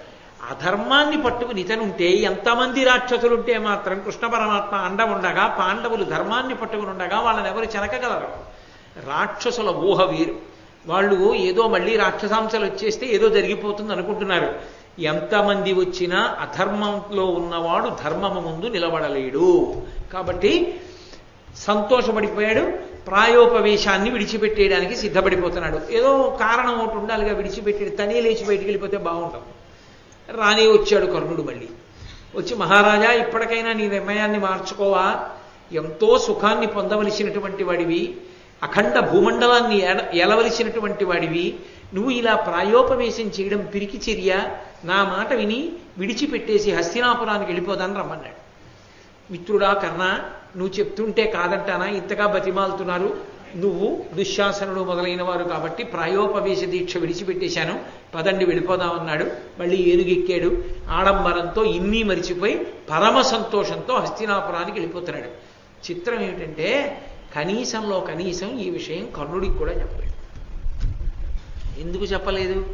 అంటే కొత్తగా ఉపకారం చెయ్యక్కర్లేదు, ఎలాగో రాక్షసాంశ కర్ణుల్లోకి వెళ్తుంది, కర్ణుడు చంపేస్తాడు కదా, అది ఆయన ధైర్యం. చెప్పడం ఎందుకు? చెబితే మళ్ళీ నేనేదో ఇన్నాళ్ళు దగ్గర పెట్టుకుని జాగ్రత్తగా చూస్తున్నట్లు అతనికి ఆ శక్తి వస్తుందని అతనికి నమ్మకం ఇన్ని కలుగుతాయి. అందుని ఏమీ తెలియనట్టుంటే పోయి ఎవ్వరికీ ఏమీ చెప్పలేదు. ఎంత దుష్ట స్వభావాలో చూడండి. ఏమీ తెలియని వాళ్ళే హస్తినాపురానికి వెళ్ళిపోయారు. వెళ్ళిపోయిన తర్వాత మళ్ళీ అందరూ కూర్చున్నారు, మాట్లాడుకుంటున్నారు. ఏది చేసినా కడుపులో మాత్రం ఒక అడవి పంది ముళ్ళు గుచ్చుకున్నట్టు గుచ్చుకుంటోంది. పాండవులు నన్ను రక్షించారు కాబట్టి ఇప్పుడు తను పాండవుల కన్నా గొప్పగా ఏదో చేశాడనిపించుకోవాలి. అలా అనిపించుకుంటే కానీ ఈయన పాండవుల కన్నా అబ్బా ఎంత బాగా చేశాడని, పాండవులు చేసింది ఏముందండి అనాలి. అలా అంటే తనకు తృప్తి. అందుకని రాజసూయాగం చేస్తాను నేను కూడా అని కర్ణుణ్ణి పిలిచి అడిగాడు. కర్ణ, నేను రాజసూయాగం చేద్దాం అనుకుంటున్నాను. ధర్మరాజు చేశాడు కదూ, ఎంత అద్భుతంగా చేశాడు, దానివల్లే కదూ భారతం అంతా ఇంత కథ నడిచింది. నేను కూడా అటువంటి యాగం చేస్తాను. వెంటనే కర్ణుడు అన్నాడు, నీకేమి మహారాజా, నువ్వే రాజసూయాగం చెయ్యాలని సంకల్పం చేస్తే అది పెద్ద విశేషమా? పిలిపించు బ్రాహ్మణుల్ని, నిష్కామంగా చేద్దాం, లోకశాంతి కొరకు అద్భుతంగా చేసేద్దాం. నిన్ను అడ్డగలిగిన వాడేవాడు? ఈ సమస్త భూమండలం నీకు వశవర్తి అయి ఉన్నది కాబట్టి దానికి సంకల్పం చేయమన్నాడు. జనవర, నీకు పాండవులు శత్రులు కావున వారి నాజి నోర్చిన మరికాక మున్న ఇటు చేయగ శక్యమ రాజసూయమున్ వినుము తగంగ ఇప్పటికి వేరొక యజ్ఞము చేయు మిమ్ములం పనుపుము తత్క్రియా వివిధ భంగులకున్ తగువారి వేగమై. బ్రాహ్మణుల్ని పిలిచి అడిగాడు రాజసూయాగం చేస్తారని. వాళ్ళు అన్నారు, మహారాజా నీ ఆలోచన మంచిదే, కానీ రాజసూయాగం చేసేటటువంటి వాడు సమస్తమైనటువంటి రాజుల్ని గెలిచిన వాడై ఉండాలి, అందరినీ గెలవాలి. నువ్వు ఇంకా పాండవుల్ని గెలవలేదుగా, వాళ్లేగా నిన్ను విడిపించి తీసుకొచ్చిన వాళ్ళు. పాండవుల్ని గెలిచేంత వరకు రాజసూయాగం చేయడానికి వీల్లేదు. ఇప్పుడు ధైర్యం చేసి వెళ్ళగలడా? పోని పాండవుల మీదకి నిన్ననే తిన్నాడు దెబ్బ, ఇప్పుడు ఎవరూ చెప్పక్కర్లేదు. అందుకని నువ్వు రాజసూయాగం చేయకూడదు అన్నారనుకోండి, ఆ వచ్చిన వాడి తల తీసేయమంటాడు. అందుకని వాళ్ళన్నారు, రాజసూయాగం చెయ్యకూడదేమో కానీ నువ్వు తత్తుల్యమైన యాగం ఇంకోటి ఉంది, వైష్ణవం అంటారు దాన్ని, ఆ యాగం చెయ్యి. దానివల్ల నీకు చాలా కీర్తి ప్రతిష్టలు వస్తాయి, ఎంతో శక్తిని పొందుతావు. కాబట్టి నువ్వు ఆ యాగం చెయ్యవలసింది అన్నారు. రాజసూయంబు నట్టిద రాజవర్య వైష్ణవంబను యాగంబు వాసుదేవుడి మఖము చేసే తొల్లి అభీష్టమిదియా చేయు నిర్విఘ్నముగా ఇది చెల్లు నీకు. వసుదేవుడు మొట్టమొదట ఈ వైష్ణవం అనేటటువంటి యాగాన్ని పూర్వకాలంలో ఒకప్పుడు చేసి ఉన్నాడు కాబట్టి నువ్వు ఆ యాగాన్ని చెయ్యి, రాజసూయాగం చేయకూడదు, పాండవుల్ని గెలవలేదు కనుక. తప్పకుండా అలాగే చేస్తానన్నాడు. అందరికీ కబురు చేశాడు. అందరికీ కబురు చేసినప్పుడు ధర్మరాజు గారికి కూడా శుభలేఖ పంపించాడు. ప్రత్యేకంగా ఒక దూతనిచ్చి పంపించాడు. ఎందుకని? ఆ దుష్టబుద్ధి పోదు. ధర్మరాజు గారు వచ్చి చూడాలి, చూసి అబ్బా ఎంత యాగం, ఎంతమంది భోజనాలు చేస్తున్నారు, ఎన్ని కానుకలు, లోపల ఏడవాలి అని వీడి ఉద్దేశ్యం. అందుకని ధర్మరాజు గారికి శుభలేఖ పంపాడు. ఒక బ్రాహ్మణుడు పట్టుకెళ్ళి ధర్మరాజు గారికి ఇచ్చాడు. ధర్మరాజు గారి ధర్మం ధర్మరాజు గారు, ఆయన ఎప్పుడూ పరమధార్మికుడే. ఆయన అన్నాడు, అనఘుడు ధార్తరాష్ట్రుడు మహాధర కర్మ ధురీణుడయ్యనా విని ప్రియమంది చిత్తము పవిత్రితమయ్య కులంబు వింటే అయినను తగమేవు పూనిన ఘనంబగు పూనిక తీర్పకి విధంబుననటరా ఒడంబము ఒడంబడము భూవరుతో ఇది చెప్పు మెర్పడం. చాలా సంతోషమయ్యా, నా తమ్ముడైనటువంటి దుర్యోధనుడు అద్భుతమైనటువంటి యాగాన్ని చెయ్యాలి అని నిర్ణయం చేసుకుని ఉన్నాడు మనసులో. కులం పవిత్రమైంది ఇవాళ అతను చేస్తున్నటువంటి పని వల్ల. చాలా గొప్ప యాగం చేస్తున్నాడు. మాకు రావాలని ఉంది కానీ రాకూడదు. ఎందుచేత అంటే 12 సంవత్సరములు అరణ్యంలో ఉంటామని కదా ప్రతిజ్ఞ చేశాం. కాబట్టి ఆ జూదం జరిగినప్పుడు అయినప్పుడు మళ్ళీ నేను అరణ్యవాసాన్ని విడిచిపెట్టి యాగం జరిగినంత కాలం అక్కడికి వస్తే నా వాక్కు భంగం అయిపోలా, ప్రతిజ్ఞాభంగం కాలా, నేను ధర్మం తప్పకూడదు. పిలవడం నా తమ్ముడి గౌరవం, కానీ రాకుండా ఉండడం అన్నగారిగా నా ధర్మం. కారణం ఒక్కటే, బంధుప్రీతి లేక కాదు. నేను ఇచ్చిన మాట తప్పకూడదు కనుక, అరణ్యవాసమే చెయ్యాలి కనుక వెనక్కి వెడితే నా వాక్కు భంగం అయిపోతుంది. ఎందుకని? ఎప్పుడైనా మాట తప్పారో మళ్ళీ 12 ఏళ్ళ అరణ్యవాసం, 1 సంవత్సరం అజ్ఞాతవాసం చేయాలి. పిలిచాడు కదా, యజ్ఞం కదా అని పొరపాటున ధర్మరాజు గారు కానీ వెళ్ళాడు అనుకోండి, వెంటనే యజ్ఞం అంతా అయిన తర్వాత ఆ సభలోనే అడుగుతాడు, 12 ఏళ్ళు అరణ్యవాసం చేస్తానన్నవాడు అంతఃపురాలకు వచ్చి యాగం చూశాడా లేదా? అడవిలో లేడు కదా, 12 ఏళ్ళు పూర్తిగా దగ్గరికి వచ్చేస్తోంది, 12వ ఏడు పూర్తవుతోంది, ఇంకా 12వ సంవత్సరం నడుస్తోంది. కాబట్టి మళ్ళీ 12 ఏళ్ళు అరణ్యవాసం చేయమంటారు. అందుకే ఆయన కుట్రని తన మెత్తని మాటలతో ఛేదించాడు ధర్మరాజు. నేను రాకూడదు, నా తమ్ముళ్ళు రాకూడదు, ద్రౌపదీదేవి రాకూడదు, కాబట్టి నేను రాలేనని చెప్పానని చెప్పు. వెంటనే భీమసేనుడు అన్నాడు, మా అన్నయ్య చెప్పిన మాటలే కాదు, నేను చెప్పిన మాటలు కూడా చెప్పాను. 12 ఏళ్ళు అయిపోతున్నాయి, ఇంకొక సంవత్సరం ఉంది. యజ్ఞంలో బలి పశువుని కట్టి బలిచ్చినట్టు బలిస్తానని కూడా చెప్పాను. ఇచ్చి రాజ్యాన్ని ఆక్రమిస్తాం, కాబట్టి ఇంక ఎంతో కాలం లేదని చెప్పానని కూడా నేను భీముడిలా అన్నాడని చెప్పు, మొహమాట పడవద్దు. ధర్మరాజు గారు అలా అన్నాడు, భీముడు ఇలా అన్నాడు, 2 మాటలు చెప్పు సుమా. తప్పకుండా చెప్తానన్నాడు. వెళ్ళిపోయాడు. వెళ్ళిపోయిన తర్వాత ఏదో ఆ వైష్ణవమన్న యాగం చేయడం చక్కగా చేశాడు. ఎప్పుడైనా ఉన్నమాట ఉన్నట్లు మాట్లాడాలి తప్ప ఏదో మన పక్షపాతాలతో ఇంకోలా మాట్లాడకూడదు. కావ్యాన్ని మీరు పరిశీలనం చేస్తే ఒక అద్భుతమైన విషయం మీకు కనపడుతుంది. మంచి పని చేసినప్పుడు ఋషి వాంగ్మయము అంటారు. ఇవన్నీ ఋషులు చెప్పినటువంటివి. ఋషుల వాంగ్మయంలో ఉండే గొప్పతనం ఏమిటంటే, మంచి పని చేసినప్పుడు చాలా గొప్పగా చేశాడని చెప్తారు, చెడ్డ పని చేసినప్పుడు చెడ్డ పని చేశాడు అని చెప్తారు. అసలు వాల్మీకి మహర్షి అయితే ఇంకా చమత్కారం. మంచి పని చేశాడని చెప్పరు, చెడ్డ పని చేశాడని చెప్పరు, ఏం చేశాడో చెప్తారు. తెల్లవారుజామున లేచాడని చెప్తారు. అబ్బా చాలా మంచిది కదా తెల్లవారుజామున లేవడం. లేస్తూనే కామంతో సీతమ్మ దగ్గరికి వెళ్ళాడు అని చెప్తారు. ఎంత తప్పు పైనది, ఎందుక లేవడం? ఆయన ఇది మంచి అనరు, ఇది చెడనరు, ఏది జరిగిందో చెప్తారు. అది కావ్య భాష. ఇక్కడ చిత్రం ఏమిటంటే, వీళ్ళు ఈ యజ్ఞాన్నంతటినీ చాలా బాగా చేశారు. చాలా బాగా చేశారన్న విషయాన్ని ఎర్రాప్రగడ గారు దాచలేదు. చాలా చక్కగా చేశారు. ఎంతమంది భోజనాలు చేశారు. అక్కడ వచ్చిన వాళ్ళల్లో కొందరు ఇది ఒకానొకప్పుడు హరిశ్చంద్రుడు చేసిన రాజసూయాగం కన్నా చాలా గొప్పది అన్నాడు. కొందరన్నారు ధర్మరాజు గారు చేసిన రాజసూయాగం కన్నా ఇది గొప్పదన్నారు. మరికొందరన్నారు ధర్మరాజు గారు చేసిన రాజసూయ యాగంలో ఒక అన్నపు మెతుకులో కోటో వంతుకి ఇది చాలదన్నారు. భిన్న వాక్కులు వినపడ్డాయి. అంటే అలా పొగడబడిన విషయం కూడా ఉందా లేదా? దేవతలందరూ ప్రీతి చెందారు. యజ్ఞము ఎలా జరగాలో అలా జరిగింది. ఎన్ని లక్షల మందో అన్నం తిన్నారు. అంత వైభవోపేతంగా చేశాడు. యజ్ఞం పూర్తయింది. అవబృధ స్నానం అంటారు. ఆ పవిత్ర జలాలతో స్నానం చేస్తారు. స్నానం చేశాడు.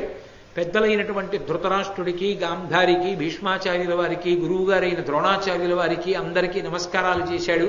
వాళ్ళ ఆశీర్వచనాలు పొందాడు. అయిపోయిన తర్వాత ఒకరోజు దుర్యోధనుడు, కర్ణుడు కలిసి తిరుగుతున్నారు. భీష్మాచార్యుల వారు వచ్చారటుగా. ఆయన మహానుభావుడు, వంశకర్త, పెద్దవాడు. తనంత తానుగా రాజ్యాధికారాన్ని విడిచిపెట్టుకున్నాడు తాత. ఆయన కనపడన్నాడు, ఏమిరా ఇంకా వీడితోనే తిరుగుతున్నావా నువ్వు అన్నాడు. ఏమన్నాడు? ఘోషయాత్రకని బయలుదేరావు, వద్దు వద్దు అని మీ నాన్న చెప్తున్నా కాపక్ష్యంతో గోవులను చూడ్డానికి ఎడుతున్నానని వెళ్ళావు. నీ తిక్క కుదర్చడానికి గంధర్వులు వచ్చారు. వచ్చి ఓడించి నిన్ను కట్టి పట్టుకుపోయారు. నేనున్నాను దుర్యోధన, నేనున్నాను దుర్యోధన అని నిన్ను రెచ్చగొట్టి డాంబికాలు పలిగే ఈ కర్ణుడు ఆ యుద్ధంలో ఎక్కడైనా కనపడ్డాడరా? విడిచిపెట్టి వెళ్ళిపోయాడు. ఆ తర్వాత నువ్వు మళ్ళీ తిరిగి వస్తూ పర్ణశాల వేసుకుంటే అక్కడికి వచ్చాడు. వీడిని నమ్ముకుని ఎలా పాండవుల మీదకి యుద్ధానికి ఎడదాం అనుకుంటున్నారా? ఇప్పటికైనా వీడిని వదిలేద్దామన్న బుద్ధి నీకు రాలేదా అన్నాడు. పెద్ద ఆయన తాతగారు చెప్పిన మాట వింటే బాగుండుండేది. ఇన్ని చేస్తే ఉపయోగం ఏముంది? బుద్ధి మీద ప్రభావం లేనప్పుడు. ఎవరో ఒక గడుసు కవి ఒక మాట అన్నాడు, గురువు చుందురు జుత్తు కొన్ని వందల మార్లు దాని పాపమేమో కానరాదు, అఖిల పాపములకు నిలయమైన మనసు గొరగడేమి మానవుండు అన్నాడు. అలా ఎన్ని క్రతువులు చేస్తే ఏం ఉపయోగం? రావలసిన బుద్ధిలో మార్పు మాత్రం రాదు. కాబట్టి ఇద్దరు ఎగతాళిగా నవ్వి భీష్మాచార్యులు వారిని చూసి పక్కకి వెళ్ళిపోయారు. భీష్ముడి మనసు చిన్నబుచ్చుకుంది. వీడికి ఎప్పుడూ ఇంతే, మంచి చెప్తే తలకెక్కదు. ఆయన చిన్నబుచ్చుకుని లోపలికి వెళ్ళిపోయారు. కర్ణుడు ప్రతిజ్ఞ చేశాడు, అది ఎమ్మెయినగునోయని మదిలో వగవంగవలదు మఘవతనూజుం కదనంబున చంపకయే పదనక ధామన మునర్ప పార్థివ ముఖ్య. ఓ దుర్యోధన, నేను ఎక్కడో ఘోషయాత్రలో పక్కకి వెళ్ళిపోయానన్న కారణం చేత నన్ను నమ్మవద్దని చెప్తున్నారు వీళ్ళందరూ. అర్జునుడంటే నీకు భయం, గాంధీవం ఉందని, పరమశివుడి అనుగ్రహాన్ని పొంది పాశుపతాస్త్రాన్ని పొందాడని, దేవేంద్రాది దేవతల యొక్క అనుగ్రహంతో దిక్పాలురందరి దగ్గర అస్త్రాలను పొందాడని, అతని ముందు మనం నిలబడలేమని నువ్వు బెంగ పెట్టుకుంటుంటావు. నీకు ఇదే చెప్తున్నాను, యుద్ధంలో అర్జునుణ్ణి నేను సంహరించి తీరుతాను. యుద్ధంలో అర్జునుణ్ణి సంహరించేంత వరకు నేను నా గోళ్లు కడుక్కోను అన్నాడు. నేను నా గోళ్లు కడుక్కోను అన్న మాటకు అర్థం ఏంటో తెలుసా? కాలిగోళ్లు కడుక్కోను అన్నాడు. కాలిగోళ్లు కడుక్కోను అన్న మాటకు అర్థం ఏంటంటే, కాలిగోళ్లు కడుక్కోవడం ప్రత్యామ్నాయంగా కాళ్ళు కడుక్కోవడం. ఎందుకంటే భోజనం చేశారనుకోండి, భోజనం చేస్తే కాళ్ళు కడుక్కోకుండా ఇంట్లోకి రాకూడదు. భోజనం చేస్తే బయటికి వెళ్ళి చేయి కడుక్కు రావడం కాదు, కాళ్ళు కడుక్కుని వెళ్ళాలి ఇంట్లోకి. ఒక్కొక్క చోటుకి వెళ్ళినప్పుడు కాళ్ళు కడుక్కోవడానికి నీళ్లు లేవనుకోండి, కాళ్ళు కడుక్కోవడానికి నీళ్లు పెట్టలేదేమండి అని అడగకూడదు. లేదా అక్కడ కాళ్ళు కడుక్కుంటే తర్వాత చాలా ఇబ్బంది కలుగుతుంది అని మీకు అనిపించింది అనుకోండి, అప్పుడు కాళ్ళు కడగడం మానేసి ఏం చేస్తారంటే కొద్దిగా నీళ్లు గోళ్ల మీద పోసుకుంటారు. గోళ్ళని కడిగిన, గోళ్ల మీద విభూతి రాసిన, గోళ్ల మీద అర్చన చేసిన, శ్రౌత సంప్రదాయమునందు పాదార్చన చేసినట్టు, పాదములను శుద్ధి చేసినట్లే ఒక్క బొటనవేలి గోళ్ళు రెండింటికి విభూతి అలది, ఆ బొటనవేలి గోళ్ళు రెండింటి మీద గంధం రాసి బొట్టు పెడితే పాదముల రెండింటికి అలంకారం పూర్తిగా చేసేసినట్టే. అందుకే అది ప్రత్యామ్నాయం. లఘు పూజగా చెయ్యవలసి వస్తే ఎప్పుడైనా అలా చేస్తారు. మీరు ఎప్పుడైనా చూశారో లేదో, ఈ లక్షవర్తి నోములో లక్ష్మీనారాయణార్చన అవి చేస్తూ ఉంటారు. చేసినప్పుడు నారాయణ స్వరూపాయ బ్రాహ్మణాయ తుభ్యం నమః అని, నారాయణ స్వరూపంగా ఓ బ్రాహ్మణ నిన్ను నేను ఆహ్వానిస్తున్నానని కూర్చోబెట్టి యథార్థానికి కాళ్ళు కడిగి చందన అలంకారం చెయ్యాలి. చేసి ఆయనకి కూడా పారాణి పెట్టవచ్చు, తప్పేం లేదు. పెట్టి పుష్పాలతో పూజ చేస్తారు. అలా అంతసేపు సమయం తీసుకుంటుందని కానీ, లేదా అది కొంచెం ఇబ్బందికారకంగా ఉంటుందేమో అని కానీ అనిపిస్తే లఘు ప్రక్రియ ఏం చేస్తారంటే గోళ్ళు కడుగుతారు. నీళ్లు పోసి గోళ్ళు కడతారు. ఆ గోళ్ళు కడగడానికి కూడా మార్గం ఉంటుంది. చిన్నో చిన్నో దేవి అన్న మంత్రంతో ఎడంచి కింద పెట్టి పట్టుకుని బొటనవేలితో ఇలా గోళ్ళు కడుగుతూ కుడి చేత్తో పొయ్యాలి. నీళ్లు పోస్తూ కడుగుతారు. కడిగి ఆ విభూతి చందనం బొట్టు పెడతారు.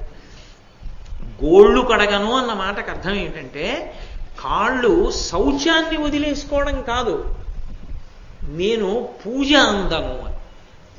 నేను గోళ్ళు కడిగించుకోను అన్న మాటకు అర్థం ఏంటంటే, అర్జునుణ్ణి చంపి తీరకపోతే నాకు పూజార్హత లేదనుకో, నేను కడిగించుకోను అలా.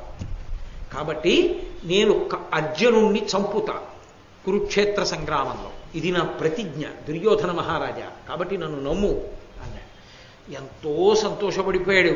ఇంకే ఉంది, కర్ణుడు ఎలాగో ప్రతిజ్ఞ చేశాడు, మనసులో ఒక సంతోషం, నరకాసురుడు ఆవహిస్తాడు, చంపేస్తాడు. కాబట్టి ఇక్కడ ఈయన ఇలా సంతోషంగా కాలం గడుపుతున్నాడు. ద్వైతవనంలో ధర్మరాజు గారు చాలా బెంగ పెట్టుకున్నాడు. వాళ్ళకి తెలియని విశేషాలు ఏమి ఉండవు, తెలుస్తూ ఉంటాయి. కర్ణుడు ప్రతిజ్ఞ చేశాడని. కర్ణుడు ప్రతిజ్ఞ చేస్తే ఇంత అస్త్ర సంపత్తి ఉంది కదా, ఎందుకు ధర్మరాజు గారు బెంగ పెట్టుకోవడం అని మీరు అనుకోవచ్చు. అది ధర్మరాజు గొప్పతనం. ధర్మరాజు బెంగ పెట్టుకోవడానికి కారణం ఏంటంటే, ఎన్ని అస్త్రాలున్నా కొట్టడానికి సహజ కవచ కుండలాలు ఉన్నాయి కర్ణుడికి. ఆ సహజ కవచ కుండలాలు ఉన్నంతసేపు ఎలా కొట్టడం?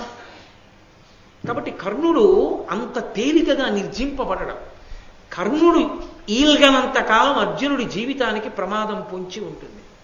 అర్జునుడికి ప్రమాదం పొంచి ఉన్నంతసేపు తమకి విజయం డోలాయమానం. ఇది ధర్మరాజు గారికి భయం. కాబట్టి ఆయన బెంగ పెట్టుకుని నిద్రపట్టని రాత్రులు గడుపుతున్నాడు. చిత్రం ఏంటంటే, నేను మీతో చెప్పాను కదా, ఎవడు ధర్మాన్ని పట్టుకుంటాడో వాడికి ఓ సమస్య వస్తే అది పరమేశ్వరుడికి 10 రెట్ల సమస్య. కాబట్టి ఆయన వెంటనే వీడెవరికి చెప్పకపోయినా వీడి సమస్య తీర్చడానికి పరమేశ్వరుడు వస్తాడు. అలా వస్తాడు, ఎదర మీరు చూద్దురు కానీ. కాబట్టి ధర్మరాజు గారు కించిత్ చింతతో ఉన్నాడు కర్ణుడి విషయంలో.